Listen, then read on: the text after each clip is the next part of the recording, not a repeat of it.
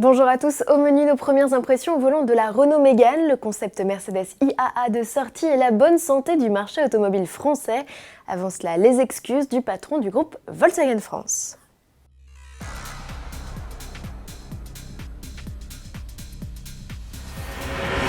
Je tiens à présenter au nom du groupe toutes mes excuses auprès des clients. C'est en ces termes que débute l'interview de Jacques Rivoal, président du directoire de Volkswagen France, réalisée par nos confrères de RTL. Dans un document audio de près de 4 minutes, le patron des marques Volkswagen, Seat, Audi et Skoda revient sur le scandale des diesels truqués et se dit conscient que la confiance a pu être mise à l'épreuve.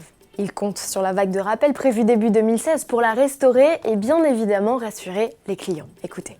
Nous engageons à rappeler les différents clients pour cette mise à jour du logiciel avec cet objectif qu'il n'y ait pas de conséquences significatives sur la consommation, les performances ou les autres prestations du véhicule. Donc je pense que c'est de nature à rassurer nos clients sur le fait que la valeur de nos produits reste très importante.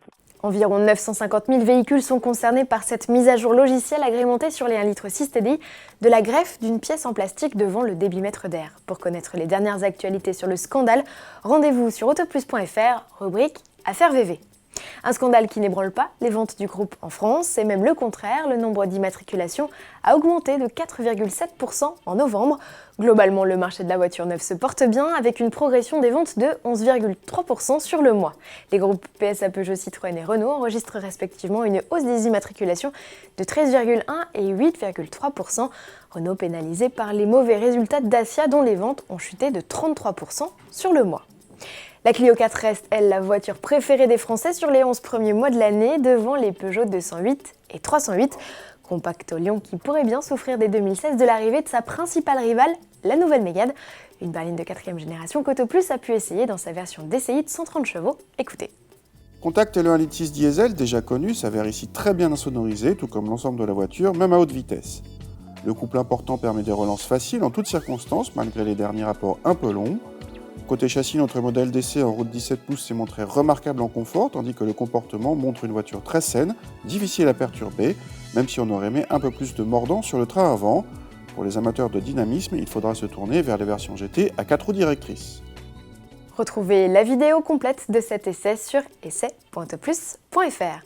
On se quitte sur ces images du concept IAA que Mercedes a amené sur une piste d'aéroport. L'idée, pas seulement de faire taire les mauvaises langues qui pensent souvent que ces autos ne sont que des maquettes de salon. Comme vous pouvez le voir, le système hybride de 279 chevaux fonctionne très bien.